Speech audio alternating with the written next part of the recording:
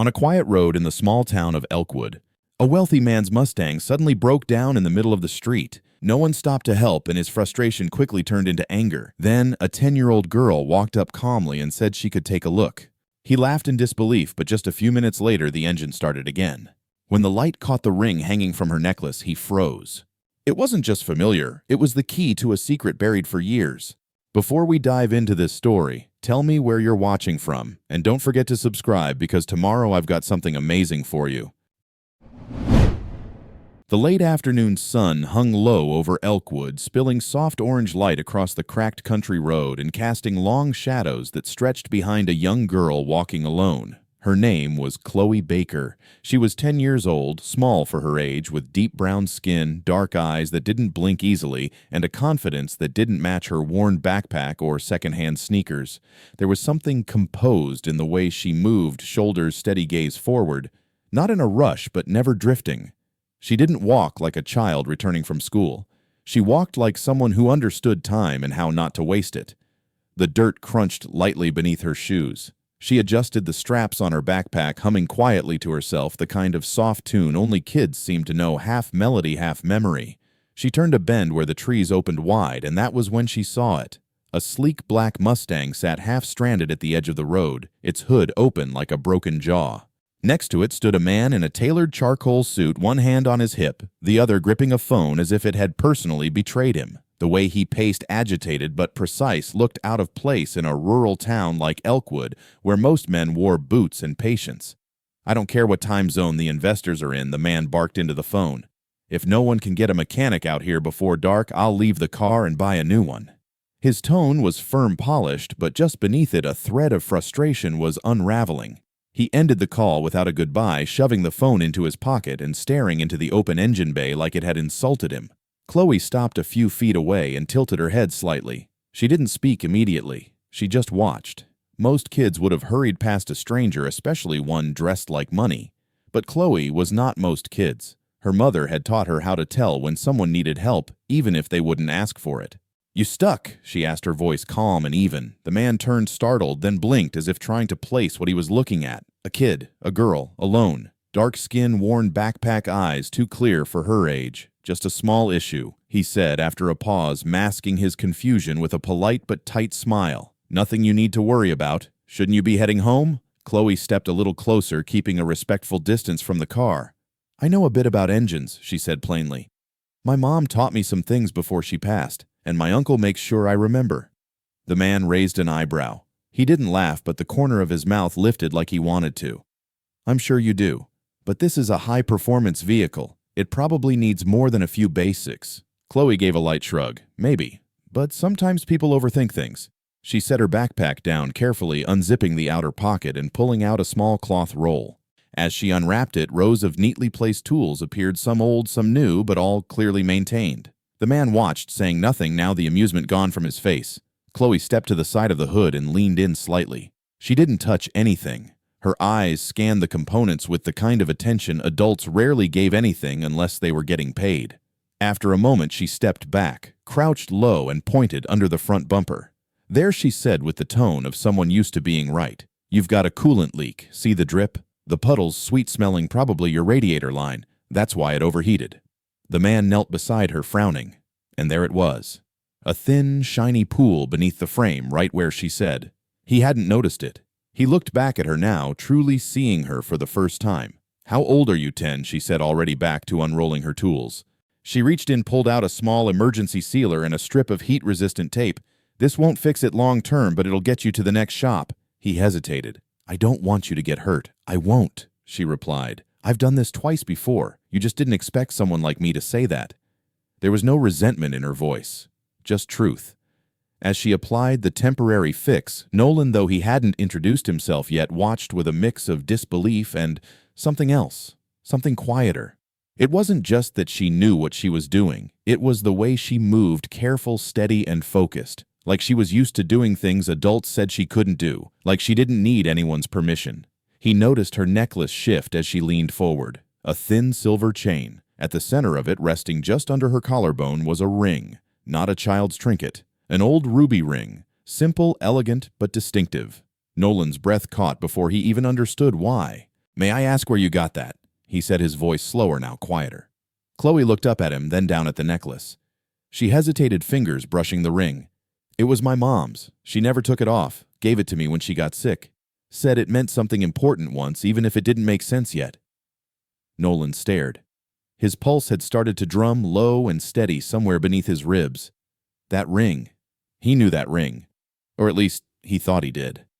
A memory tried to surface, but it was buried beneath years of silence and a story no one had ever been brave enough to finish.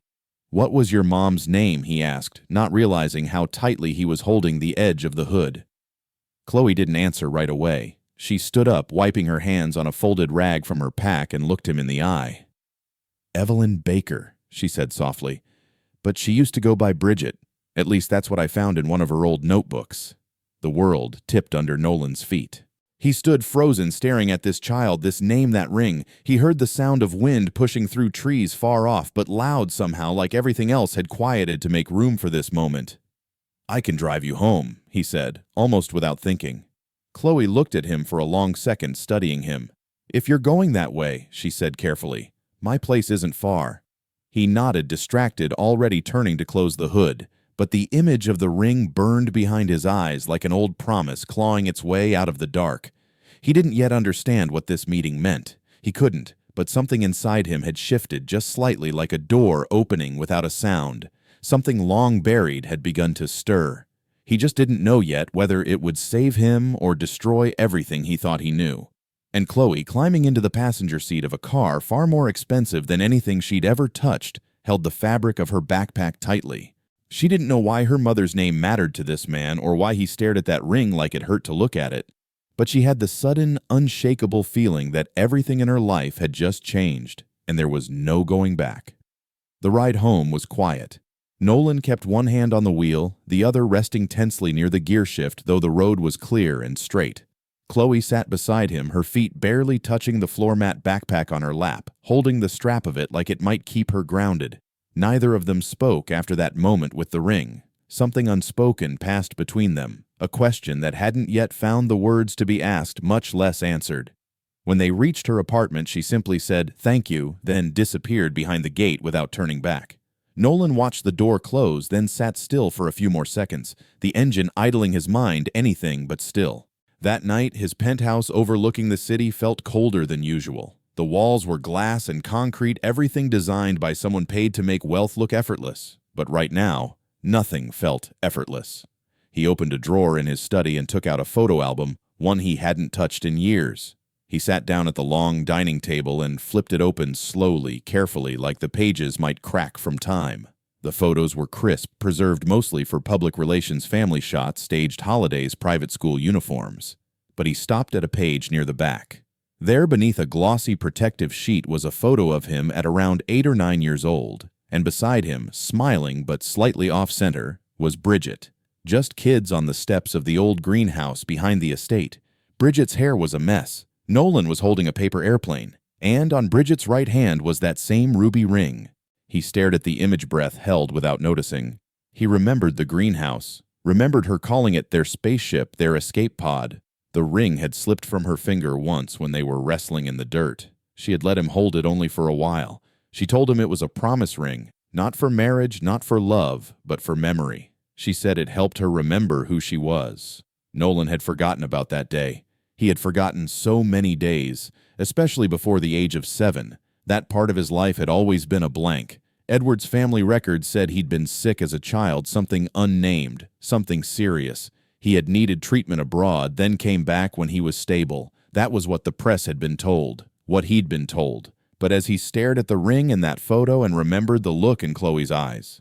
Across town, Chloe sat at the small kitchen table while Medad finished washing the dinner plates. The apartment was cramped but warm, filled with familiar objects that didn't match but somehow belonged together.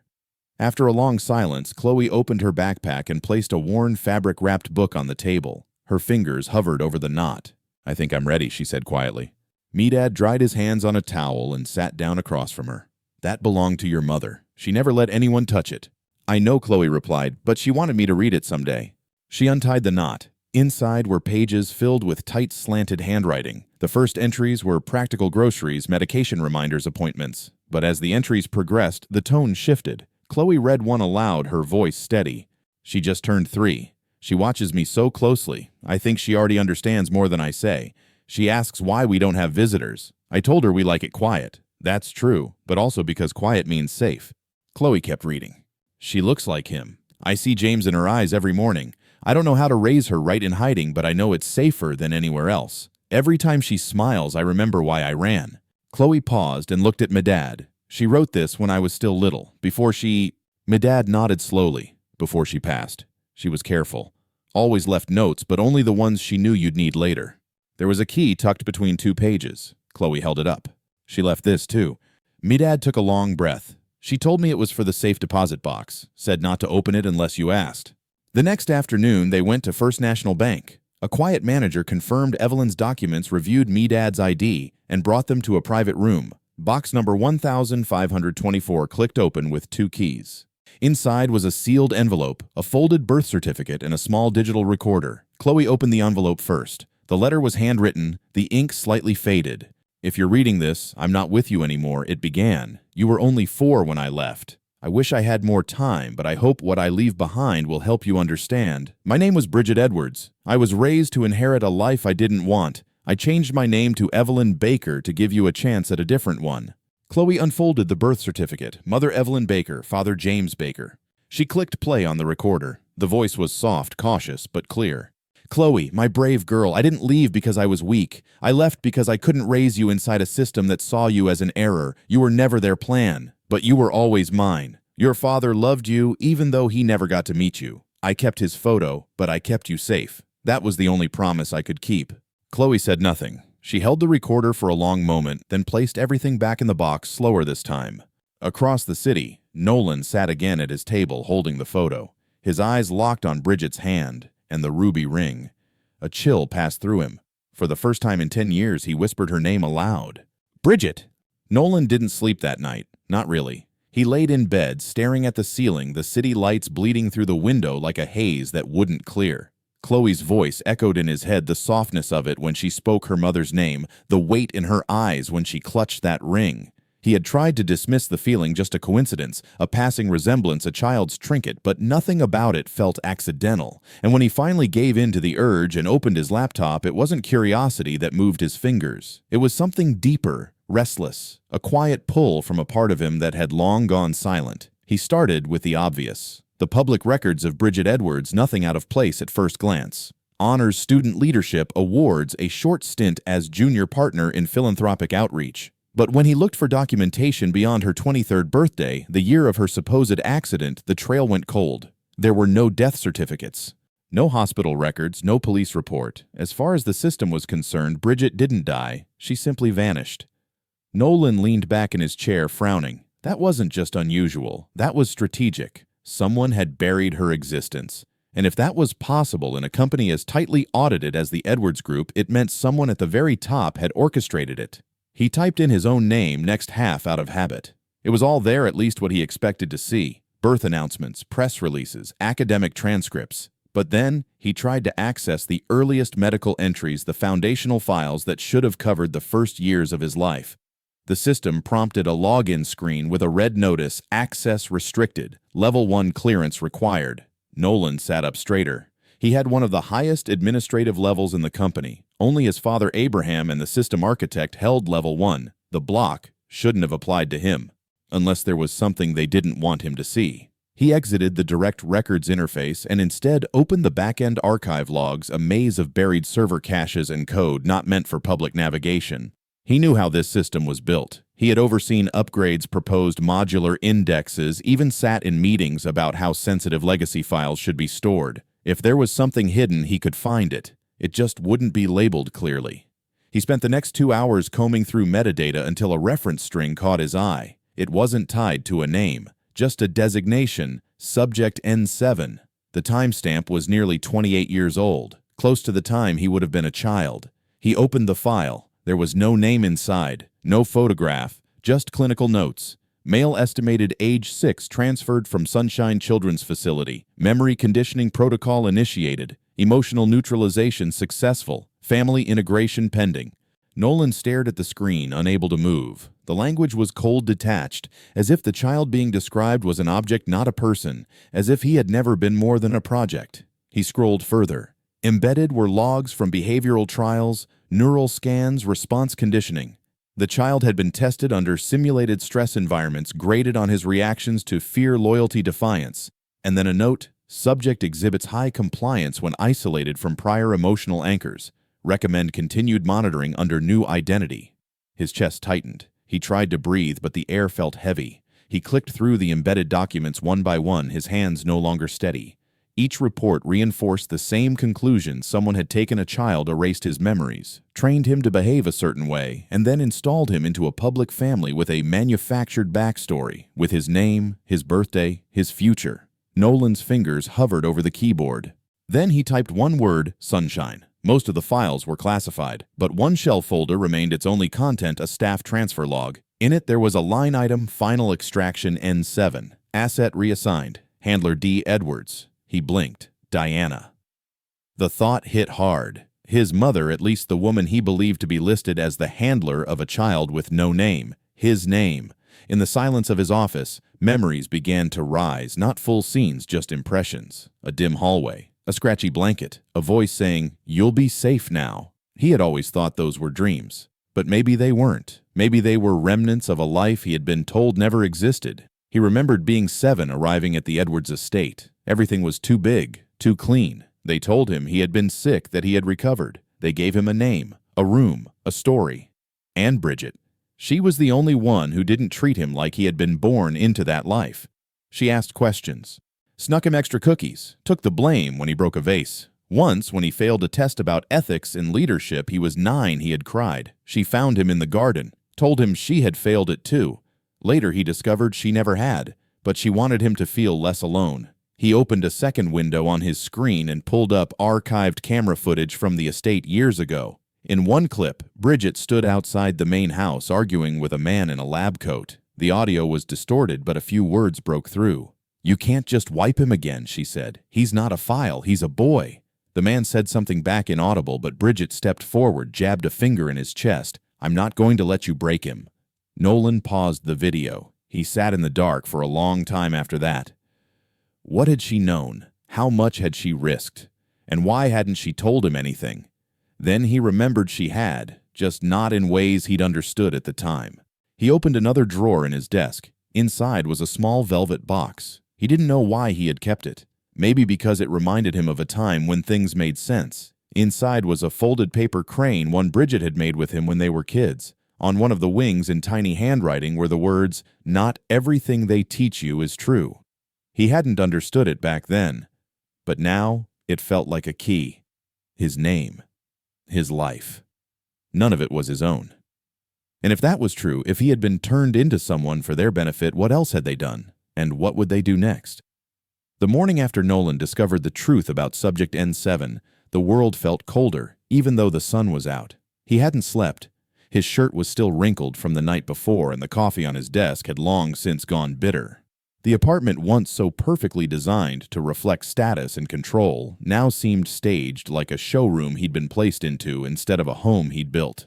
The truth still echoed through his mind. He wasn't born into the Edwards name. He had been written into it. By mid-morning, Nolan found himself driving toward the neighborhood where he had dropped Chloe off just days before. He hadn't called ahead. He didn't even know exactly why he was going. But his gut had pulled him there, past the polished facades of downtown, through quieter streets, until the buildings thinned and the roads narrowed. He parked near the gate he remembered, then stepped out and knocked lightly. Medad opened the door. He didn't look surprised. "She's in the kitchen," he said. "Found something new this morning, said you might need to see it." When Nolan entered, Chloe was sitting at the small kitchen table, the same one where he had first dropped her off. She handed him the journal silently. There was no small talk, no hesitancy. She had the calm of someone who had already cried what tears she needed to cry. Nolan sat down and opened the page. The handwriting was still hers, Bridget's, but it was denser, more direct, like the words were running ahead of time. "They're accelerating the tests," the page read. "Nolan doesn't remember anything before the estate. I know they wiped him. But he still hesitates before giving the answers they want. That's something they can't train out of him, not fully. I told him the other day that getting things wrong doesn't make you wrong. He didn't answer, but he smiled. That was enough. He flipped the page, another entry. Older. They offered me a place in the succession program. Said it was the highest honor. But I saw what they did to subject N5. She forgot how to cry. They called it progress. That's when I started copying files. Nolan exhaled slowly. He turned another page. One entry stood out shorter, sharper. Today, they paired us for the first time in the empathy test. They wanted to measure attachment. I saw it coming and I threw the test. They thought it was my fault. He didn't get punished. Worth it. Chloe was watching him now. Her fingers touched the rim of her cup, turning it slowly. Did you know her well? She asked. Nolan looked up. I thought I did. She was more than kind. She was defiant, but never loud about it. I used to think she was just rebellious, but she was fighting for something, for someone. He closed the journal and sat back. Did she ever tell you about James? He asked. Chloe shook her head. Only that he was good, and that he helped her find the truth. I think she was scared I'd go looking too early. Nolan nodded. He worked in internal engineering. He had access to biometric logs and behavior simulations. If anyone knew what Gemini really was, it was him. I think he was the one who helped her pull the early records, the memory suppression data, the obedience modeling. Is that what they did to you? Chloe asked. He hesitated. Yes and no. They took the pieces that didn't fit their plan and buried them. The rest, they refined. Chloe stood and walked to a drawer. She returned with a small envelope. She left this too, said I'd know who to give it to. Inside was a flash drive. Nolan plugged it into his laptop. It held only one folder, video files, labeled by date, no names. He clicked on the first. The screen showed a young Bridget, maybe 14, sitting in what looked like a therapy room. Her posture was stiff, arms crossed. Why do you resist modeling? A voice off camera asked. Because I'm not a product, she replied. You're an heir. No, I'm a person. The footage jumped. Another clip. This time, Bridget and Nolan were side by side in a classroom setting. A facilitator was asking scenario-based questions. Bridget was answering slowly, deliberately. Nolan Younger repeated responses like they were memorized. His tone was flat. Bridget glanced at him, then back at the facilitator. That's not his answer. It's yours, she said. The screen went black. Nolan's hands were steady now. Watching her again, not through memory but through proof, changed something in him. She hadn't just been kind. She had been his shield. They planned to pair us, he said quietly. In a few years, publicly. A perfect alliance. Not for love, for legacy. Chloe didn't speak. She didn't have to. She said no, he added. I didn't know, but now I do. Outside the window, the light was changing. Afternoon sun pushed long shadows across the floor. Medad entered the room, paused when he saw them. You all right? He asked. Getting there, Nolan said. He turned to Chloe. She saved me. I don't know how many times. I used to think she just liked trouble, but I see it now. She was buying me time. Chloe walked to him, reached into her pocket, and pulled out the ring. Not the necklace, just the ring. She said this was a promise she couldn't keep, but that I should remember it anyway. Nolan took it gently, his fingers brushing hers. He stared at it a moment, then handed it back. She kept it, in ways you're just starting to see, and so will I. In the quiet that followed, they all sat down again. No plans, no strategies, just memory, and the slow weight of understanding. Bridget hadn't died because she made a mistake. She had disappeared because she made a choice, and in that choice she had carved a path for Chloe, for Nolan, for whatever came next.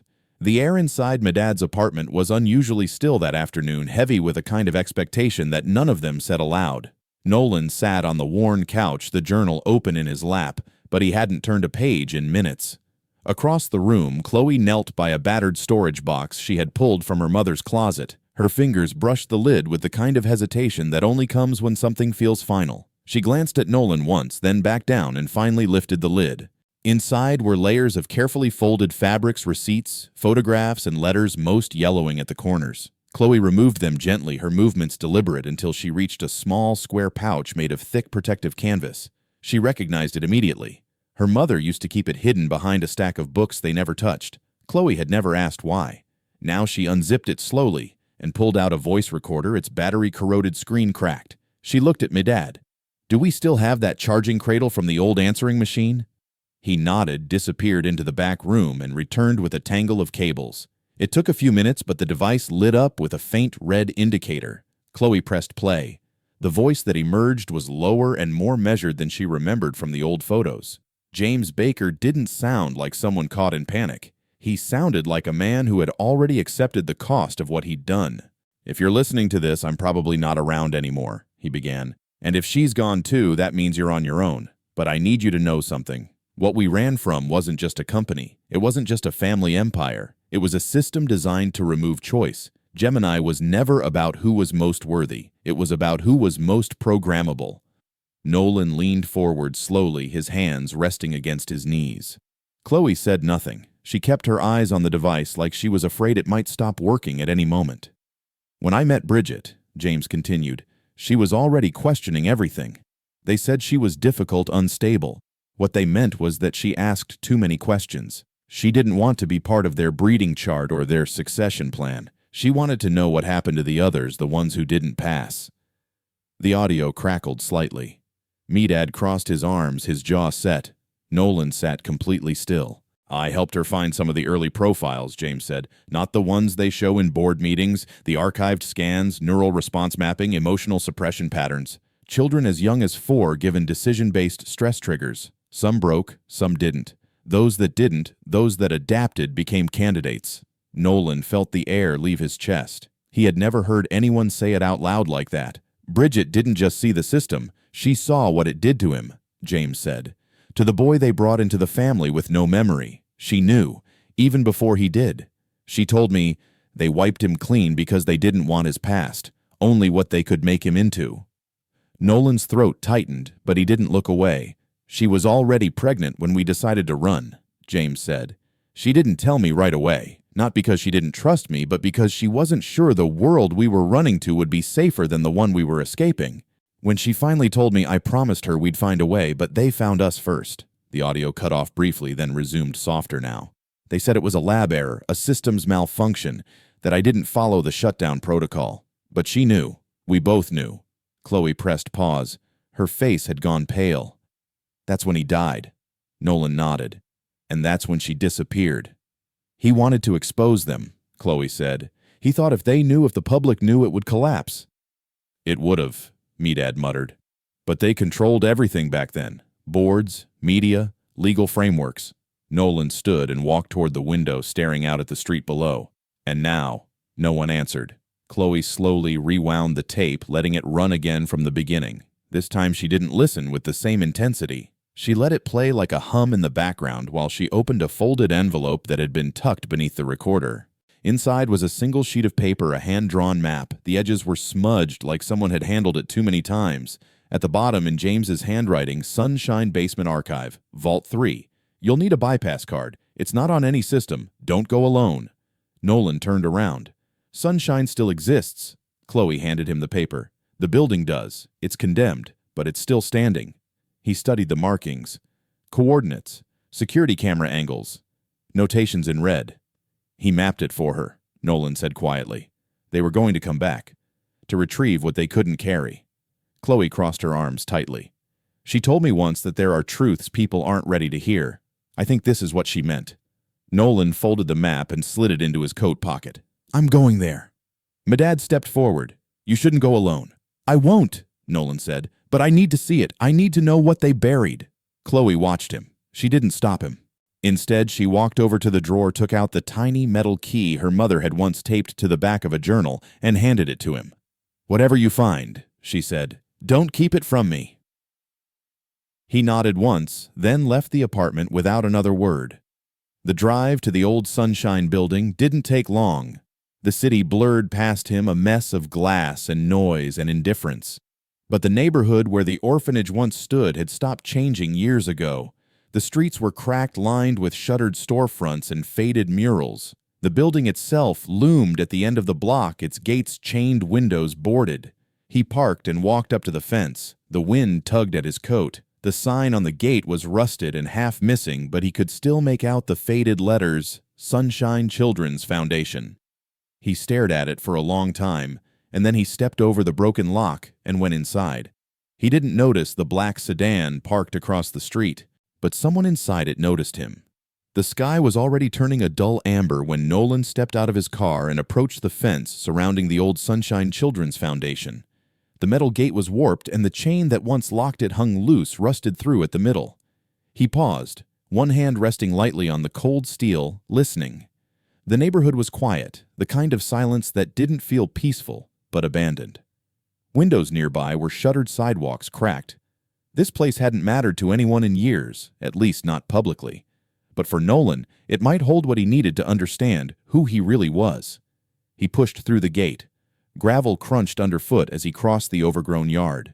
The building loomed ahead, brick faded to near gray, its old sign barely legible through the years of grime. Inside, the front hall reeked of mildew and dust. The tiled floor chipped the walls lined with flaking paint. A staircase led down to the lower levels, half covered by caution tape. He checked his phone. No signal. Not unexpected. With one last glance behind him, Nolan switched on the flashlight app and descended the stairs. The deeper he went, the thicker the air became. Old paper and rusted metal filled his lungs, the smell triggering something buried, a memory maybe, or just the body's reaction to a place it wasn't meant to revisit. The bottom floor opened into a narrow corridor. He followed the path James had marked on the map. 2 doors down, turn left, then past a broken drinking fountain. The archive room was behind a storage locker door with a false handle. Nolan found the spot and pressed against the panel, feeling the latch release. The door creaked open slowly. He stepped inside. The archive was dim lit only by the spill from his phone. Shelves lined every wall, some collapsed, others leaning like they hadn't been touched in decades. A single desk sat in the middle, papers scattered across it like someone had left in a hurry and never returned. Against the far wall, a small vault door stood slightly ajar, its lock busted and hanging off to the side. Nolan crossed the room carefully. He reached the desk first, brushing aside a thick layer of dust. There were forms, handwritten charts, names with codes beside them, notes scribbled in the margins. Some had red stamps, reassigned, failed response, or most chilling, removed. He picked up a folder marked Initiates Phase 1. Inside were photos, children's faces no older than 4 or 5. Some were smiling, others stared blankly into the lens. His hands trembled as he turned the pages. Each child had a number: behavioral evaluations, stress response scores, emotional suppression thresholds. He reached the last page and froze. Subject N7, a blank photo, name redacted. Comments: exhibits high neural plasticity, recommends accelerated placement. Previous identity wiped, monitor for developmental lag. He didn't need a photo to know. It was him. He set the file down and moved to the vault. Inside were stacks of VHS tapes, plastic bins labeled with initials, and an old laptop with cracked casing. In the corner of the vault sat a smaller locked box. This one had a keypad. He stared at it for a moment, then reached into his coat and pulled out the silver key Chloe had given him. The box had a secondary lock manual. The key turned smoothly and the lid popped open. Inside, a bundle of paper sat wrapped in a thin leather string. He unfolded them, revealing more handwritten notes, this time not from staff but from someone who had tried to resist. The signature at the bottom read, J. Baker. Nolan scanned quickly. It was a catalog of documents James had pulled before leaving: brain scan overlays, name conversion logs, metadata access points. At the bottom was a short line in red ink. Reinstatement protocol failed. New name assigned Elias Monroe. Subject reclassified N7, now Nolan Edwards. He stopped reading. Elias Monroe, that was his name, his real name. Before the mansion, before the estate, before Diana and Abraham rewrote who he was supposed to be. He stepped back from the vault, trying to catch his breath. But then he heard something. A soft clink metal against concrete. From upstairs. He turned off his flashlight instantly. The room went dark except for a faint light trickling under the vault door. He stood completely still, listening. Another sound followed, a slow creak of weight shifting on floorboards. Someone was up there. Nolan silently repacked the papers, slid the USB drive and handwritten map into his inside pocket, and closed the vault. He didn't make for the stairs. Instead, he moved to the rear service corridor he had noticed earlier, a narrow path running behind the archive shelves. It led to what used to be a laundry chute, long disused but wide enough for him to squeeze through. He climbed carefully, shoes scraping against the concrete shaft. At the top, he pushed aside the flimsy hatch and emerged in a side hallway near the east wing. He waited, listening again. The building was silent now. Too silent. He crept through the hallway, every footstep deliberate. Outside, dusk had thickened into full dark. He reached the main door and opened it slowly, scanning the street before stepping into the open. He moved quickly back across the cracked pavement toward where he'd parked. But as he reached his car, he froze. The black sedan he'd noticed before was still there, parked at the far end of the block, its lights off, engine quiet. He had thought it abandoned. But now on the driver's side window something had changed. a note pressed flat against the inside of the glass. He approached cautiously, every muscle in his body on edge. The note was handwritten in firm strokes. "You're not the only one left." He didn't touch it, just stared. Then slowly he turned and walked away. Not to the driver's seat, not back inside the building, but toward the shadows where he could think, where he could breathe. He needed to find out who else was watching, and more importantly, who else remembered, because if he wasn't the only one, then maybe this story wasn't over. Maybe it was just beginning. It was nearly midnight by the time Nolan returned to his apartment. The city below buzzed with distant traffic and muted sirens, but the world inside felt disconnected, like it belonged to someone else. He hadn't spoken a word since leaving. Sunshine hadn't turned on the lights when he came in. The USB drive lay on his desk, the tiny label on its side barely visible under the faint glow from his computer screen. Elias Monroe, a name that once belonged to him. A life that had been stolen before he could form his first full memory. He inserted the drive and opened the encrypted folder. Inside, a set of files tagged with code names. One caught his attention immediately, Gemini Pair 04. He clicked it open. The document contained side-by-side neuroimaging scans, childhood developmental reports, and a full genetic breakdown. One side labeled Bridget Edwards, the other S4. No name, only that code. But when Nolan cross-referenced the biometric tags from the Edwards family's private medical archive, a system he still had limited access to under his executive clearance, he found a match. Adele Edwards. His heart slowed. He sat back, unable to look away from the screen. Sarah. He had known her since they were children. They had grown up together side by side in schools and public appearances, in staged family vacations. They had been presented as a future alliance, his intelligence, her grace, the perfect heirs. And now, staring at the data, he saw what no one had told him, what no one had told her. Sarah wasn't just part of the plan. She had been built into it from the beginning. She was Bridget's sister, not just in affection or in memory, in blood. He saved the files, encrypted them again, and shut the laptop. Then, without hesitation, he picked up his coat and left. Sarah's studio was quiet when he arrived, the lights low. Through the large front window, he could see her inside, seated at the far end beneath a wall of canvases, her back to the door.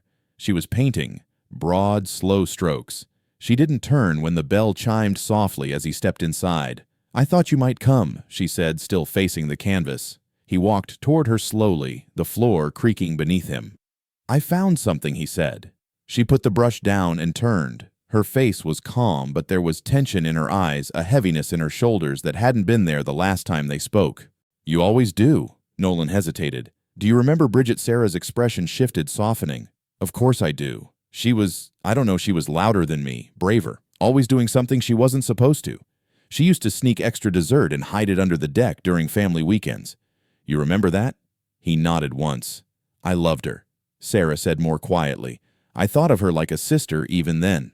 When she died, they told me to stay focused, that it wasn't my place to grieve. I cried anyway, alone." Nolan reached into his coat, pulled out the folder, and handed it to her. "You did more than love her. She was your sister." Sarah didn't take the folder at first. She looked at it, then at him, and finally reached forward. Her fingers trembled slightly as she opened the cover and began reading. She stopped halfway through the first page, then flipped forward, then back again. "You're telling me this isn't a mistake?" she whispered. "No. My parents, they told me I was adopted, yes, but they said nothing about Sunshine, nothing about her. They didn't know the full truth," Nolan said. "They were given a story. So were you. So was I." Sarah sat down slowly on the nearby bench, the folder still open in her lap. "She called me Ellie when we were little. She said the words barely audible. I never understood why. I just thought it was a nickname." Nolan sat beside her. "It wasn't. It was your name. Before they changed it. Before they separated you." She looked up at him, then eyes wide with something that wasn't quite disbelief. It was grief. A grief that came from realizing you hadn't just lost someone, you had never even known what you lost. "They let me grow up thinking I was part of something rare," she said. "A chosen child. Groomed to be the perfect wife, the perfect legacy partner. All the while, I was just the other twin. The replacement." "No," Nolan said. "You're not a replacement. That's what they wanted you to be. But that's not who you are." Sarah shook her head. "They put me next to you like a puzzle piece. When Bridget died, they didn't just erase her, they put me in her place. In your future, I know." "I remember you," she said suddenly. "When we were kids. You always looked so serious. You hardly spoke. But Bridget, she made you laugh. I was jealous of that." Nolan smiled faintly. "I was 7. I had just come back from a treatment. That's what they called it. I didn't remember anyone, but Bridget, she treated me like I never left." Sarah was quiet for a long moment. "I used to think she was fearless," she said. "But maybe she was just trying to stay one step ahead of the lie. Maybe she always knew more than we gave her credit for." She did. Sarah closed the folder. "So what now? You expose this? You go after Abraham? You tear down everything? I'm not sure yet, but I know we can't let them keep doing this." She nodded slowly, then looked him in the eye. "I'm not part of their game anymore. I don't care what name they gave me, what role they wrote for me. If Bridget was my sister, then I want to know who she really was. I want to know what she fought for, what she died for." Nolan stood. "She didn't die for nothing, and you didn't live for nothing either. We'll find out the rest, together." Sarah looked up at him, her voice quiet but clear. "Then start calling me by my real name." He paused, then nodded. "Adele." She smiled, a little broken, a little brave, and in that moment Nolan saw not just the shadow of a plan undone, but the beginning of something real, something neither of them had ever truly been given. The old Reynolds greenhouse hadn't changed much in 30 years. It sat behind the main estate, half hidden by ivy and neglected hedges, a structure of glass and wrought iron that had once been Diana Edwards's sanctuary. That morning she waited inside, seated on the same stone bench where she used to read alone. She wore gloves even though the chill wasn't sharp, her posture immaculate, her gaze distant. When Nolan walked in, the door creaked softly. She didn't turn. She didn't need to. She always knew when he was close. "I thought you might come," she said quietly. Nolan didn't answer right away. He moved slowly, his footsteps deliberate, the folder in his hand feeling heavier than it should. He sat beside her, placing the folder down between them. She glanced at it, but her eyes returned to his. "I need you to read this," he said. Diana hesitated, then opened the folder. The first page was a genetic match, Bridget Edwards and Adele Huntington. The markers were clear. Twins. Identical. Her breath caught. Her eyes moved to the next page. Hospital records, a birth certificate, her own signature, then a blank where Abraham's should have been. Her hands began to tremble. "He told me she died," she whispered. He said, "Complications, that it was better I didn't see her." "He lied," Nolan said gently. "I held Bridget." Diana said, her voice shaking. "She was perfect. I asked about the other baby, and they said she was smaller, that she hadn't made it. They sedated me, and when I woke, there was a funeral, a casket. I thought—" She covered her mouth with one gloved hand, eyes wide as realization took hold. "I thought she was gone." "She wasn't," Nolan said. "They took her, changed her name, hid her, raised her as part of a plan Abraham never told you about." Tears began to form at the corners of her eyes, slowly tracking down her cheeks. She opened to another page. A report from James Baker. DNA confirmations. Notes about Sunshine. About Bridget running. About what they did to the children. She turned to Nolan, her voice a whisper. "Where is she?" "She's alive," he said. "And you know her." Diana blinked, uncomprehending. "She's," Sarah, Nolan said. "Sarah is Adele." Diana's breath caught. She stood suddenly, backing away from the bench. Her hands gripped her arms tightly, and she stared at Nolan like he had said something impossible. "No," she said, "that can't be. Sarah, she's been around since she was a child. The Huntingtons. She was adopted by them," Nolan said gently. "But that wasn't coincidence. Abraham placed her there, raised her into the plan. But she's your daughter, your second daughter, and she never died." Diana lowered herself back down, her legs shaky. She stared at the ground for a long moment. "There were times," she said, voice trembling, "when she was little and I'd see her at family events. She would look at me and something in me would ache. I'd brush it off, tell myself I was being foolish. That grief was playing tricks. But there was something familiar, the way she held her hands, the way she tilted her head when she was thinking. Like Bridget. She was always there," Nolan said, "and they made sure you never saw her for who she was." Diana pressed a hand over her chest, her breathing ragged. How could he do this? Nolan looked at her and chose his words carefully. Because control mattered more to him than family. He didn't just lie to you. He destroyed what you loved to keep you silent. Diana turned to him slowly. "You said Bridget ran, that she left. Did you find her?" Nolan nodded. "She's gone now, but she left something behind." He pulled a photograph from his coat. A young girl with fierce eyes and warm skin, her hair tied back, standing beside a man with grease on his hands. "This is Chloe, Bridget's daughter."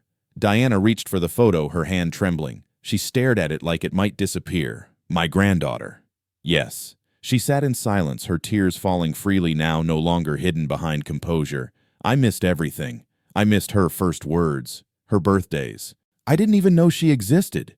You know now, Nolan said. Diana looked up at him, her voice barely a whisper. I want to meet her. You will, he promised. But she's scared, and she's been hunted. We're protecting her until we know it's safe. Diana wiped her face with her gloved hand. She must hate me.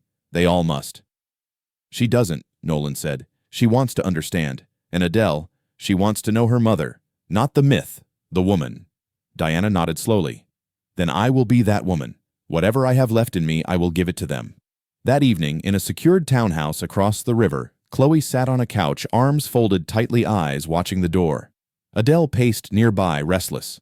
Medad sat at the window, keeping watch. When Nolan entered, he nodded at Medad, then turned to Chloe. She's coming, he said. Who? Chloe asked. Your grandmother. Chloe froze, her voice barely audible. She's real, yes, and she knows everything. The door opened a minute later. Diana stepped inside. She looked smaller somehow, her coat oversized, her eyes swollen from crying. She met Chloe's gaze and didn't speak for a long time. Then finally, she crossed the room and knelt in front of her. You look so much like her, Diana whispered. Your mother, my daughter. Chloe didn't speak. Her lip trembled. Diana reached into her pocket and pulled out a locket. Inside was a picture of two babies. One labeled A, the other B. I thought I buried one and lost the other to silence. But you brought them back to me. Chloe looked down at the photo, then up at Diana. She leaned forward and without a word wrapped her arms around her grandmother. For a long moment no one spoke. Not Adele, not Medad, not even Nolan. When Diana pulled back, she looked at Adele next. I knew, somewhere in me, I knew who you were. I just never let myself believe it. Forgive me. Adele nodded. We were both lied to. Diana took a deep breath. Then let's stop lying. To ourselves, to the world. She stood and turned to the group. Abraham isn't just cruel, he's dangerous, and I won't sit quietly anymore. If we go after him, we go after him completely. Documents, photos, court, press. Nolan looked at Adele, then Chloe, then Medad. One by one they nodded, and the war for the truth began. The morning light stretched long across the hardwood floors of the safe house as silence settled over the living room. It wasn't the kind of silence that came from peace. It was the kind born from decision thick-weighted and final. Around the coffee table, 5 people sat in a loose semicircle, each one with their own burden, their own stake in the truth. Diana stood by the window, her hands clasped behind her back, gaze locked on the quiet street outside. Nolan was seated near the edge of the couch, fingers interlaced tightly, eyes focused but unreadable.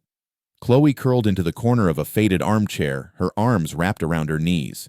Sarah sat upright, laptop open before her eyes, skimming line after line of data. Medad leaned against the mantel, one hand resting on the old marble, the other holding a cup of untouched coffee. Diana broke the silence. We can't delay any longer. If we wait, he'll erase what's left, and if we act alone, we'll be picked off just like James.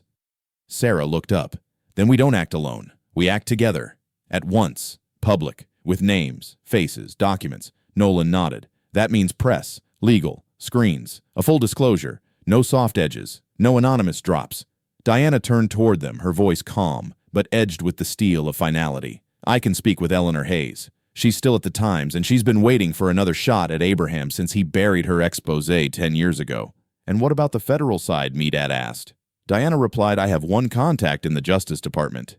She won't move without evidence, but if we bring everything to her names, files, bank records, she may be willing to push an inquiry through a grand jury. Nolan reached forward, dragging the large leather binder to the center of the table. Sarah's got the files from Huntington's cloud. Chloe has Bridget's original journal scanned and time-stamped. I've compiled all the media records from Sunshine's closure, and James's data dump cross-references patient IDs with transfers Abraham approved. Chloe leaned forward, her voice steadier than it had been in days. What about the gala? Nolan glanced at her. What about it? It's public. Cameras, reporters, politicians. Everyone Abraham's trying to impress. He's announcing Reynolds Development's expansion and formally naming his successor.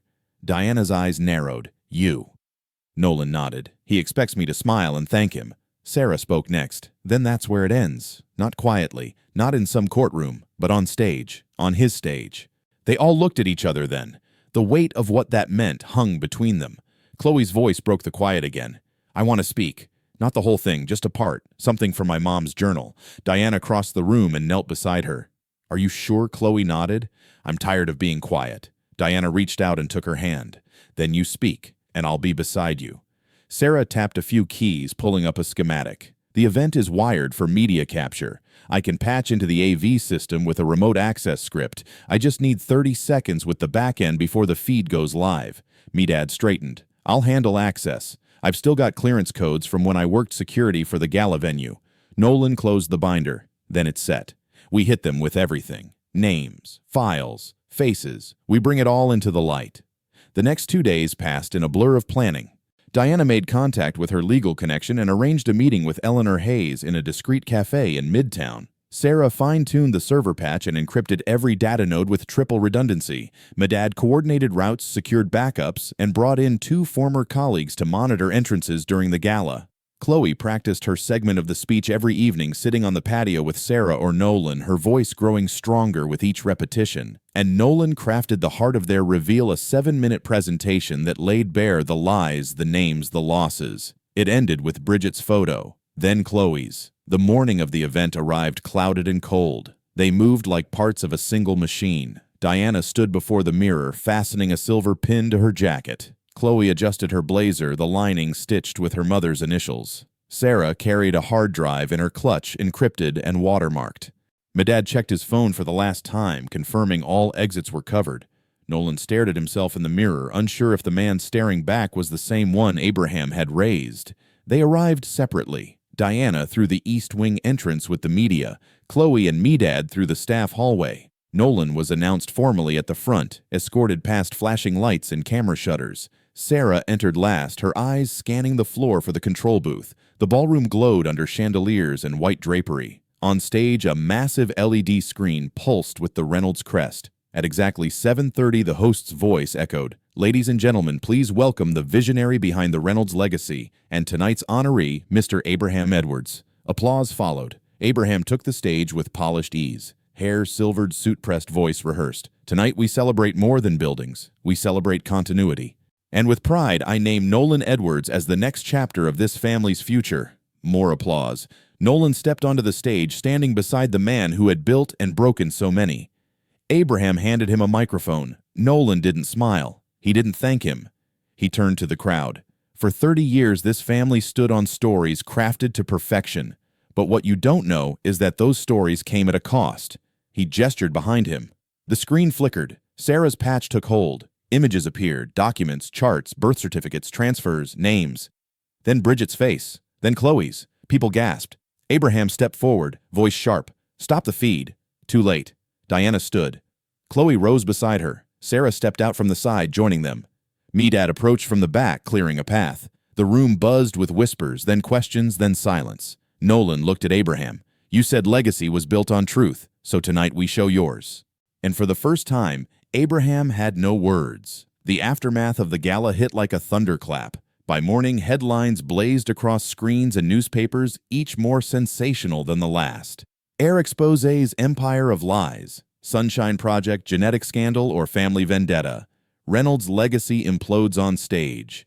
The footage of Nolan's speech, of Chloe standing tall with Bridget's face flickering behind her, of Diana and Sarah stepping forward in silence, had already been viewed millions of times. The media frenzy spread like wildfire, but so did doubt. Talk shows debated the story's authenticity. Former business partners of Abraham issued conflicting statements. Some supported Nolan's claims. Others questioned his mental stability. Conspiracy theories multiplied by the hour. And at the center of it all, Abraham remained quiet. But silence didn't mean surrender. By noon, Abraham's legal team held a press conference outside Reynolds' tower. His lead attorney, a woman with sharp eyes and sharper language, delivered a polished counterstrike. Mr. Edwards categorically denies all accusations presented by Mr. Nolan Edwards. These allegations are not only false, but malicious and timed to sabotage an important legacy transition. We will be pursuing legal action for defamation, breach of fiduciary duty, and unauthorized use of proprietary data. She paused before adding, "We ask the public to consider the convenience of such revelations appearing on the very night Mr. Nolan was to be formally named heir. Coincidence or an attempt to seize power through spectacle?" Nolan watched it from the safe house, his jaw tight, the remote clutched in his hand. Chloe sat beside him, arms folded, staring hard at the screen. "They're trying to flip the narrative," she said. "Of course they are," Sarah added from the corner laptop, open, her fingers flying across keys. "They've been preparing this contingency for years. We were just faster, barely."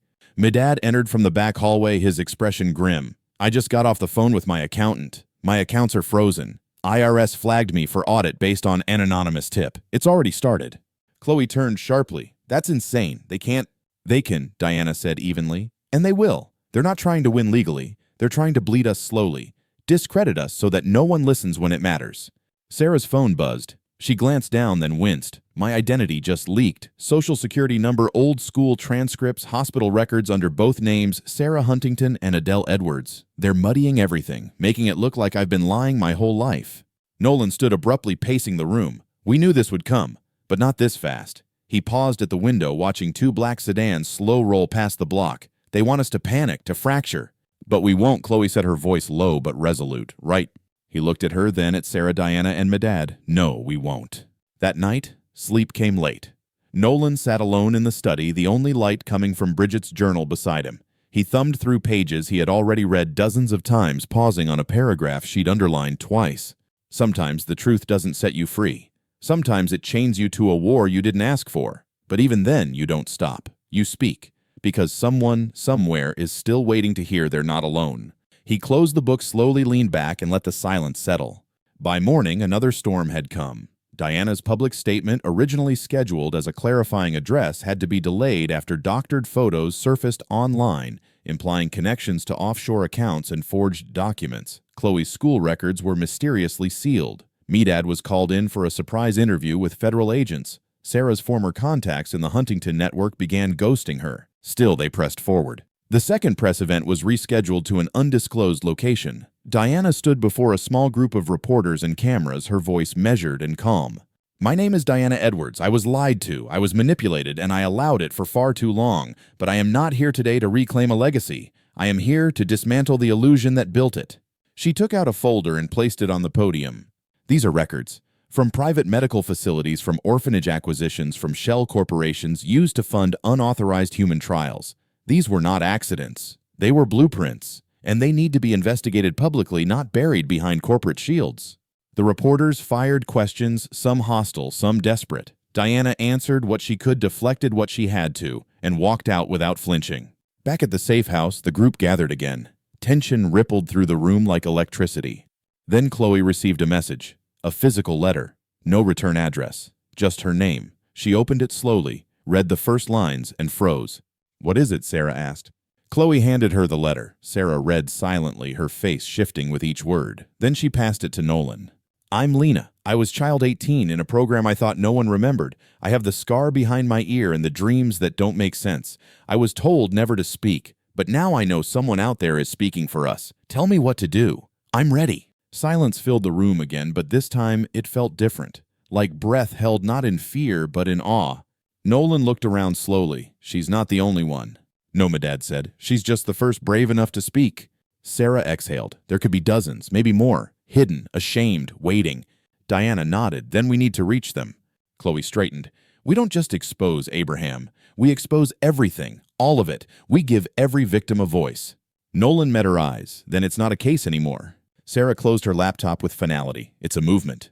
The days that followed Lena's letter blurred together in a rhythm of movement and resolve. No longer were they just a group trying to protect a girl and expose a corrupt patriarch. They were now something larger. Diana called it a reckoning. Sarah called it a recovery. Nolan didn't name it aloud, but inside he understood it was a shift in history they could no longer control. The truth was no longer in their hands alone. And that was terrifying and exhilarating. Chloe sat at the kitchen table most mornings now, her fingers scrolling slowly through emails and messages sent to a secure inbox Nolan had helped set up. They called it the Gemini Archive, a name that once belonged to a nightmare now repurposed into hope. The inbox was flooded. Names, stories, fragments. Some emails were just a sentence. Others were entire life stories dictated in broken grammar or perfect punctuation. But they all shared one thing: pain, and a hunger for someone to finally believe them. "I can't keep up," Chloe whispered one morning, her voice thick with fatigue. "There are so many." Sarah walked over and placed a gentle hand on her shoulder. "Then we make space for them, one at a time." By the third day, they had heard from 7 new people who claimed to be part of or connected to Project Gemini. 3 were willing to speak openly. One was a former nurse who had changed her name, married, and relocated across the country. Her voice trembled when they called, but she confirmed key details Sarah had in her Huntington records. Another was a man named Reed who still had his old ID tag, Subject 7, burned into a rusted piece of metal he kept in a drawer. His email simply said, "I didn't know what it meant until I saw your daughter's face. I'm ready." They brought him to the house 2 days later. Reed was in his 40s, tall, quiet, his eyes guarded. He barely spoke at first. Just handed over the metal tag, then sat on the edge of the couch and looked around the room like it might vanish if he blinked. Nolan offered him tea. He declined. Diana introduced herself. He nodded once. But when Chloe entered and smiled carefully, Reed's jaw clenched and he finally spoke. "I remember the smell of that place. Citrus cleaner and blood." Silence fell over the room. "I was 10 when they brought me in," he continued. "I thought I was special. That's what they told us. Gifted. But it wasn't about gifts. It was about obedience." Sarah sat across from him listening without interruption. They tested everything Reed said. Memory, pain tolerance, reflex. I wasn't the best. I think that's why I made it out. They didn't need me.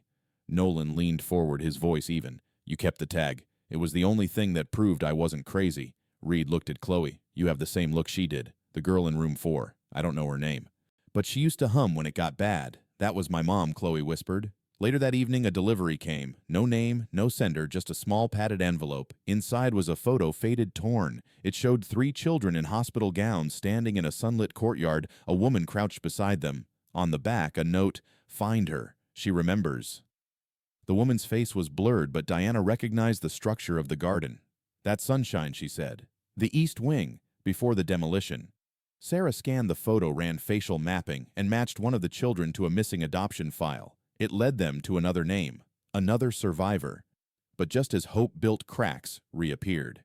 2 days later, Nolan received an anonymous tip, an audio file recorded from what sounded like a Huntington board meeting. A voice that matched Sarah's spoke clearly. "If this goes south, I'll walk. I'm not dying for someone else's lie." He played it 3 times. Then again. The 4th time, Diana entered the room and saw his expression. "What is it?" she asked. He didn't answer right away, just tapped play. When the recording ended, she said nothing. Nolan finally looked up. "Did you know about this?" Diana shook her head slowly. "No, and I doubt that's real, or full. But if it is," she said carefully, "you ask her before you judge her." That evening, Nolan confronted Sarah in the garden. The air was cool, the sky painted in soft streaks of orange. She was watering a line of wilting herbs, unaware he stood behind her. "Did you ever lie to me?" he asked. She turned, saw his face. Her hands stilled. "Is that really the question you want to ask?" she said. He stepped closer. "There's a recording. It sounds like you, from a Huntington meeting. You said you wouldn't die for someone else's lie." Sarah's eyes narrowed. "And you believed it, just like that." "I'm trying to believe you, but this isn't nothing." "No," she said quietly. "It's not. I said those words 2 years ago, before I knew the truth, when I thought this was just a game of leverage. But I didn't lie to you, not once, not since Bridget, not since Chloe. Everything I've done since then has been to stop this." He searched her face for any flicker of deception. There was none. "I wanted to trust you," he said. "Then do it," she replied, "or walk away. But don't let him make that choice for you." He nodded once, then turned and left. But he didn't leave the grounds. That same night, Chloe received another letter, this one handwritten, a child's scrawl. "My name is Avery. I have a line behind my ear. My mom said I was adopted, but I was real sick before. I saw you on the computer. You look like my dreams." Tears welled in Chloe's eyes. She handed it to Medad, who read it aloud again slower, then folded it carefully. "We need to do more than speak," he said. "We need to build something that outlives us." Diana nodded. "Then let's begin." The morning light was muted by a gray, overcast sky, casting a low hum over the neighborhood as Nolan stood outside the safe house staring at the street like it might speak back. Inside, the others moved quietly. The night before had ended not in finality, but with something deeper commitment. Chloe's voice still echoed in his mind, that soft urgency when she read Avery's letter aloud. "You look like my dreams." It had been years since Nolan had felt the kind of fire that was now smoldering in the pit of his chest. This wasn't about exposing one man anymore. It was about giving voice to the voiceless. And that would take more than courage, it would take structure. By 9, they gathered in the dining room. Sarah pulled down the large blueprint pad she used for mapping data trails. Diana came in with a stack of folders. Medad brought coffee and a fresh notepad. Chloe had been up before all of them, organizing the inbox, flagging priority messages, and compiling a master list of every name that had come forward since the gala. Nolan broke the silence. "We need to move faster. It's no longer about catching Abraham. It's about connecting the ones he tried to erase. We build something they can see, something they can join." Diana nodded. "A platform, a digital archive, with public transparency and protected testimony. But not just victims, experts, lawmakers, journalists. We make this undeniable." Sarah added, "And we encrypt everything, no loose ends. We build it like a fortress." Gemini Archive wasn't supposed to survive this long. Now it becomes the home for every piece of truth we have. Chloe looked up. "And what do we call it?" There was a pause. Then Nolan spoke softly. "The Promise Ledger." Medad frowned. "Like a debt owed?" "No," Nolan replied. "Like the promises they broke, and the ones we'll keep." By noon, they had a working plan. Sarah reached out to a former colleague from her time in corporate intelligence, an ethical hacker named Rowan who owed her a favor. Diana contacted a human rights nonprofit she once funded quietly before Abraham cut ties. Chloe drafted the opening letter to post publicly, written in her own voice, not polished by PR or lawyers. "My name is Chloe Baker. My mother was Bridget Edwards. She was silenced. She's not alone.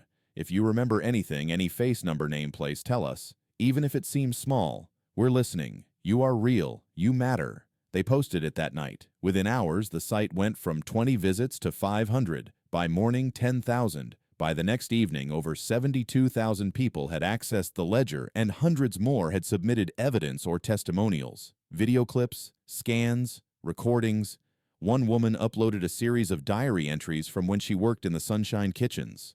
Another man, once a security guard, sent a photo of a discarded ID badge marked Restricted Access East Wing. Abraham remained silent, but the silence was tactical. 2 days after the Promise Ledger went live, Diana received a package with no return address. Inside was a single envelope and a key. The envelope contained a handwritten letter. The handwriting was unmistakably Abraham's. "Dearest Diana, you always were too emotional. That's why I loved you. That's why I had to shield you. But emotion makes you reckless. You are not a threat, but those around you are. You don't need to go down with their ship. There's still time to protect what's yours. There's only one door left to open. You know which one. The key is yours. Don't use it unless you're prepared for what it unlocks." She read the letter in silence, then reread it. When she finally looked up, Nolan was watching her. "What is it?" he asked. She placed the envelope and key on the table. "A threat," she said. "And a dare." Sarah looked at the key, her expression hard. "What door?" Diana hesitated. "There's a storage vault under the Reynolds Foundation building. I thought it was just financial records, but..." Abraham always kept his most dangerous truths closest to where people felt safest. Medad leaned forward. "Then we go get it." "Not yet," Diana replied. "Not until we're sure what's waiting." That night, Nolan sat on the roof alone. The wind was cold but not punishing. He was thinking about his own name again, about the past he didn't remember, about a name he might have once had one whispered in some forgotten room of sunshine, a name someone else might carry, or mourn, or fear. If Reed was Subject 7, what number was he, and what had they taken from him?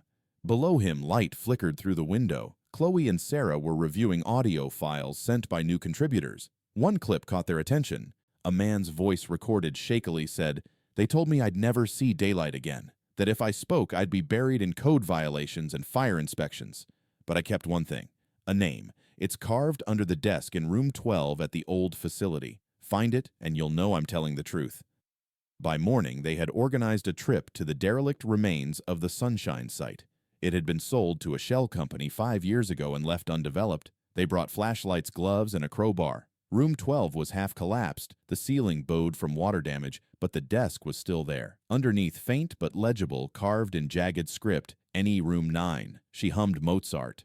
Nolan's breath caught. His initials. His room. Sarah touched his arm. "That's your handwriting. I don't remember carving it," he said. "But I believe it." Back at the safe house, Nolan sat in silence for a long time. Then he stood and walked to the archive terminal. He pulled up the testimonial form. He began typing, "My name is Nolan Edwards, but before that I may have been someone else. A child in room 9, a witness, a subject. I don't remember the tests, but I remember silence. I remember waking up every day thinking something was missing. Now I know what. It was truth, and I want it back." He clicked submit.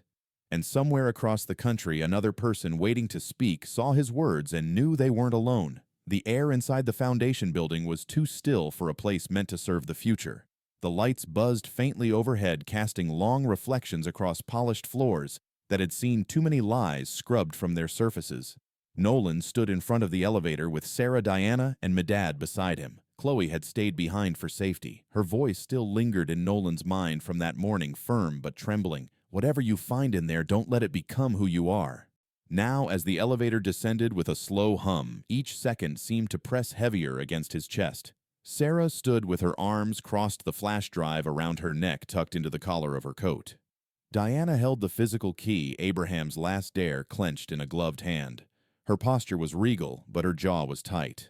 Medad, silent as always, stood at the back, scanning every corner with the instincts of a man who'd seen too much of the world to ever relax fully. When the elevator doors opened, they stepped out into the Foundation's sub-level corridor. It was cleaner than Nolan expected, not abandoned or forgotten. Someone had been here recently. The lights flickered on, automatically, sensors still active. At the far end of the hall stood a reinforced door. No label, no signage, just metal. Diana approached first, inserted the key, and waited.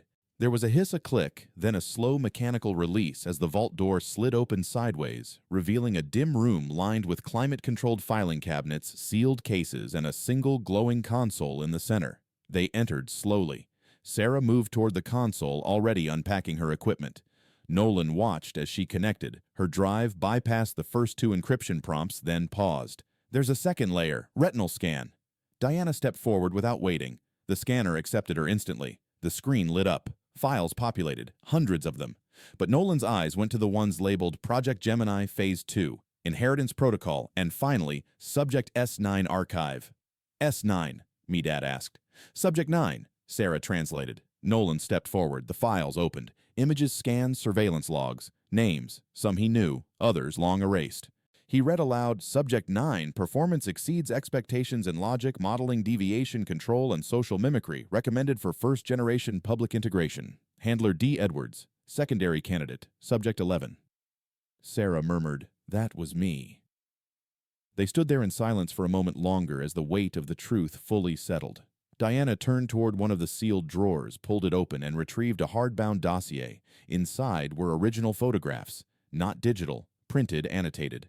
One showed Bridget in the testing facility. Another showed Adele Sarah in a parallel room. The same observation window appeared in both shots.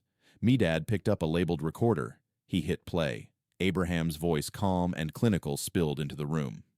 "When we realized behavioral traits could be enhanced through structured loss and curated trust, we leaned into dual development. Twins offered the cleanest data, one raised in safety, one in control.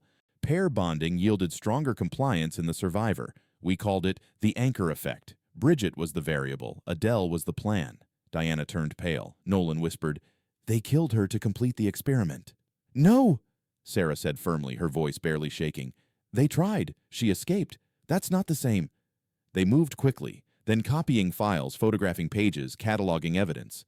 Nolan paused in front of one document labeled Successor Pairing Schedule. His name, Sarah's, timeline, public announcement by age 35. Marriage projected for social consolidation. Offspring testing by year 1. He stepped back, hands clenched. "They bred us like stock." Sarah nodded slowly and erased everything that didn't fit the catalog. At the back of the room was a secure metal crate. "There's a biosign lock," Diana said. 2 users needed. Nolan and Sarah stepped forward. The lock flashed green. Inside was one last file, plain manila. Inside a birth certificate, name Elias Monroe, parents unknown. Note attached, reclassified Nolan Edwards, memory install verified. There was also a silver chain, a duplicate of the ring Chloe wore. Nolan stared at it. "It was always mine," he said softly. "They took even that." As they exited the vault, alarms began to whine faintly in the distance. "They know we were here," Medad said. "Then let's go," Sarah said. They didn't run, but they didn't linger. What they carried now wasn't just memory. It was proof. And outside the city waited for the war to break open. The conference hall in Geneva shimmered with polished marble and filtered glass, casting reflections of a future Abraham Edwards had carefully constructed. Inside, everything moved with calculated precision. Ushers in charcoal uniforms, delegates in crisp suits, translators seated in pods above the stage. It wasn't just an event, it was an image, a message. This was Abraham's stage to reclaim his narrative in front of a global audience. The screens behind the podium looped sleek promotional reels, children smiling in pristine labs, futuristic cities, stamped with the Reynolds Crest charity clinics bearing his name. In the front row sat ambassadors, corporate executives, and 3 former heads of state. Everything about the room whispered control. Backstage, Abraham stood before a mirror adjusting the cuffs of his custom-tailored suit. His reflection didn't tremble. His jaw was steady, his eyes sharp, but inside his chest his heart beat with the tight rhythm of calculation.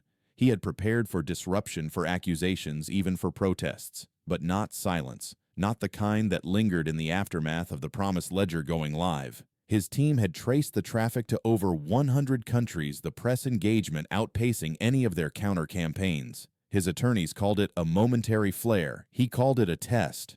And tonight he intended to pass it. As the lights dimmed and the music swelled, Abraham stepped onto the stage with deliberate calm. Applause filled the hall, polite and rehearsed. He took his place at the podium, scanning the crowd with the practiced warmth of a seasoned statesman. When he began to speak, his voice was smooth, modulated. "In the face of disruption, the true measure of leadership is clarity," he said, pausing just enough to let the line settle. "And in the face of confusion, we offer not denial, but vision." The first few rows nodded, cameras blinked. Everything was going according to script, until the screen behind him flickered. It was subtle at first. A single frame stuttered. Then the Reynolds logo disappeared, replaced by static. Murmurs broke out in the audience. Abraham turned slightly, his jaw tightening. He gave a quick glance to his technician offstage, signaling for a reset. But the technician didn't move. He was staring at the screen, eyes wide. The static cleared. Chloe's face appeared. She was seated at a small wooden table, her hair pulled back, wearing a simple navy blouse. There were no lights, no makeup, no production polish, just her. And the silence of someone about to tell the truth. "My name is Chloe Baker," she said, voice steady, eyes unblinking. "I was born into a lie. My mother was Bridget Edwards, and she ran because she knew what they were doing wasn't just wrong, it was inhuman." Gasps spread through the room. Abraham's hands gripped the podium tighter. Behind the curtains, his head of security had already started moving toward the AV control panel, but it was too late. The system had been hijacked from the mainframe, rerouted through satellite uplinks. Every screen in the room and every live stream around the world was no longer under his control. The video cut to footage that hadn't been seen before. Grainy hallway recordings from the Sunshine facility. A girl Bridget dragged from a room. Medical staff scrambling. A voice off camera shouting, "She's not compliant." Then a clip of Bridget years later holding Chloe as a toddler, whispering, "You don't belong to them, you never will." The room was no longer silent. Voices rose in confusion, in disbelief. Delegates leaned forward. Journalists began typing. Then Nolan appeared on screen, standing in the center of what looked like a private archive, holding a folder labeled Subject N7. His voice didn't carry rage, it carried certainty. "They erased who I was. They gave me a name, a role, and when I deviated, they rewrote the script. But they didn't count on memory. They didn't count on someone remembering." The screen shifted again. Footage of Nolan speaking at the gala played in sync with excerpts from Bridget's journal, medical scans, behavioral charts, photos of the twins Bridget and Adele as children annotated with codes and timestamps. Then Sarah's voice. "I was raised to replace someone I didn't know existed. When Bridget disappeared, they didn't mourn her. They covered her. They rewrote me." The final image wasn't dramatic. It wasn't designed for impact. It was a scan of the original Gemini pairing schedule. At the bottom, Air 1 Subject N7, Air 2, Subject 11. Beside it, a note in Abraham's handwriting. "Release on confirmation of behavioral convergence." The screen faded to black. Back in the conference hall, the air felt heavier. No one moved. Abraham's mouth opened, but no words came out. Then a new figure stepped forward from the back of the stage. It was Chloe, not a projection. She stood in real time, flanked by Medad and Sarah, who moved to each side of the stage. The audience turned stunned. Abraham stared at her as if seeing her for the first time. "You told the world we were errors," Chloe said, walking forward, her steps slow, unshaken. "You said we weren't real people, just deviations. But I remember everything now, and so do they." She gestured to the crowd, and from among the audience, several individuals rose, survivors who had come forward. Lena, Reed, two others from the anonymous testimonies. Their presence was quiet but undeniable. You built a world where people were programmed. You called it protection, but it was control. Chloe continued, her voice rising just enough to carry across the room. And when my mother refused to be your puppet, you erased her. You tried to erase all of us. Abraham stepped forward, his expression unreadable. You don't know what you're talking about, he said, tone strained. You're a child. You're being used, manipulated by people who don't understand the burden of legacy. Chloe didn't flinch. Legacy isn't control. It's what you leave behind when you stop pretending you own the world. Sarah stepped forward, holding up a hard drive. This contains every file you buried, every name, every scan, every lie. Already transmitted to Human Rights Council's global media and federal prosecutors. Abraham's eyes moved across the stage. Slowly, he took a step back. Nolan emerged then from the side of the stage. His steps were calm, composed. He didn't address Abraham directly. Instead, he turned to the audience. I was raised as his heir, but I was never his son, and I won't carry his legacy. I stand with the people he tried to silence. I stand with Chloe. Abraham's face tensed. You're throwing everything away. No, Nolan said. I'm giving it back. The lights dimmed. One final video began to play. Bridget's voice, recorded in her journal, played over a slow montage of the people she protected, the files she saved, the lives she touched without ever being known. Her final words echoed through the hall. If you're hearing this, it means they didn't win. It means you still have a choice. Not to rebuild what was, but to build something new. When the lights returned, Abraham was gone. He had slipped out during the last seconds of the video, flanked by two aides. But the moment was already over. The world had seen. The silence had been broken. Outside, crowds were gathering. Journalists pressed against barricades. Human rights lawyers waited at the venue's side entrance. The press conference following the event was not Abraham's. It belonged to Chloe, and the world was finally listening. It had been 6 days since Geneva. The sun rose slowly that morning, casting pale light across the upper windows of the safe house where Chloe now lived part-time, alternating between privacy and the press. Her face had become a symbol, young, composed, resilient. Yet today the world felt quieter, not because the noise had stopped, but because it had changed shape. Abraham Edwards had vanished. Hours after the conference, his jet never departed. His private estate was found abandoned. Surveillance footage from a nearby checkpoint caught him stepping into an unmarked car. Since then, nothing. No signal, no digital trail. The authorities issued a warrant 2 days later, followed by an Interpol notice, but it didn't feel like justice. It felt unfinished. It felt like breath held too long. And yet, in the absence of his control, something unexpected began to bloom. Nolan stood at the edge of the rooftop terrace, gripping the railing, his eyes on the skyline. It wasn't the same view from his penthouse, and maybe that was the point. He didn't need glass walls or curated silence anymore. He needed air. Behind him, the sounds of a printer echoed faintly, then a door creaked open. Sarah stepped out, a thin folder in hand, her coat draped over one arm, her breath visible in the chill. They confirmed it, she said, handing him the folder. 15 new testimonies, all match records Bridget kept. One of them was with her in room 3, said she sang through the vents when things got bad. Nolan took the file, opened it slowly, and scanned the first page. His throat tightened at the handwriting. It was different from Bridget's, less steady but raw with memory. He closed it after a few seconds and let the weight of it settle in his chest. "We're going to need a bigger ledger," he said, voice low. Sarah nodded, standing beside him. "We already started building one." Inside, Chloe sat on the floor, surrounded by letters. Some typed, some handwritten, some barely legible. Most came with no return address. She didn't rush through them. She read each one with the care of someone who knew what it meant to finally be believed. Diana sat across from her, eyes on an envelope that had just arrived. The name on the front wasn't Chloe's this time. It was hers. She opened it slowly, unfolding a single sheet of paper. The message was short, written in the sharp, angular handwriting she hadn't seen in decades. "You won, but don't think that means you understand. Legacy never dies. It just changes hands." She stared at it for a long time, then set it down. Medad, who had been quietly reviewing logistics in the background, crossed the room and picked up the note. "He's baiting you," he said simply. "I know," Diana replied, "but it doesn't change what we're building." Later that afternoon, they gathered in what had once been a library, but now served as a war room.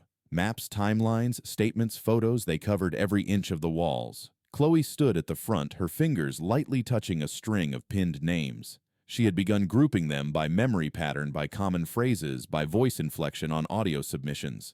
Nolan walked in carrying a small package. He placed it on the table and opened it carefully. Inside was a laminated photo. 3 children sitting on a concrete step.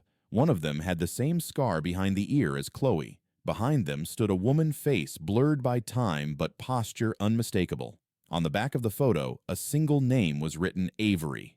Chloe stared at it. She was in one of the emails, she said. Didn't know where she was from, just remembered white floors and songs about space. Sarah reached over gently, taking the photo. We'll find her. That night, Chloe sat by the window looking out into the dark. The world outside had changed, but some nights it still felt like she was hiding. She held Bridget's necklace in one hand, the ring resting against her palm. Diana entered holding 2 mugs of warm tea. I thought you might need a minute, Diana said, handing her one. Chloe nodded. Some of these stories, they're worse than mine. Diana sat beside her. That doesn't make yours smaller. Chloe looked at her brows slightly furrowed. Do you think she'd be proud of all this? Diana's answer was immediate. Yes, but I think she'd also be worried, because this was never meant to fall on your shoulders. I'm okay carrying it, Chloe said, as long as it helps someone else put theirs down.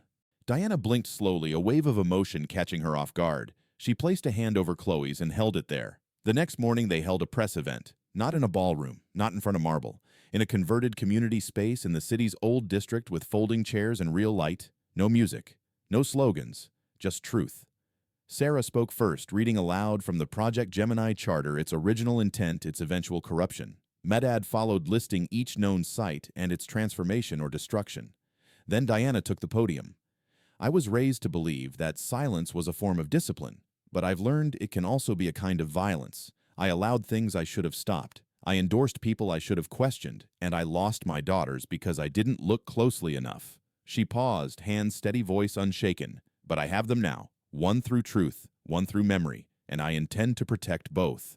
Finally, Chloe stepped forward. She didn't hold notes. She didn't need to. My name is Chloe Baker. My mother was Bridget Edwards. She left because she saw what others were too afraid to see. She didn't want to burn it all down. She just wanted something safer to grow up in. That's what I'm trying to do now. She turned to the crowd, her voice gaining strength. There are still kids out there, like Avery, like me, like my mom, waiting to know they weren't wrong for asking questions. This isn't about revenge. It's about repair.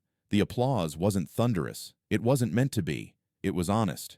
2 weeks later, Chloe was named the first youth representative of the newly formed Gemini Survivors Foundation. It wasn't symbolic. She attended board meetings, reviewed cases, and insisted every survivor be met in person at least once before their file moved forward. She said no one should be data again.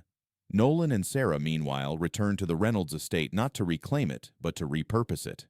The East Wing became an archival center. The greenhouse Diana once loved was reopened, filled with letters and journals from survivors cataloged by hand. They called it the Quiet Room, a place where voices could finally be heard. Avery arrived one rainy evening. She was thin, her eyes sunken, but her hands clutched a small notebook filled with drawings. She didn't speak much at first. Chloe sat beside her, sliding a hot chocolate across the table, then opened her own journal. They drew together for hours without saying a word. Later, Nolan walked into the room and paused at the door. He watched them for a long moment, then turned to Sarah. She reminds me of Bridget, he said. Sarah looked at him. They all do. Outside, the rain kept falling. Inside, names kept coming. The ledger kept growing. And for the first time in decades, the silence began to lose. This wasn't the end. It was the beginning. Join us to share meaningful stories by hitting the like and subscribe buttons. Don't forget to turn on the notification bell to start your day with profound lessons and heartfelt empathy.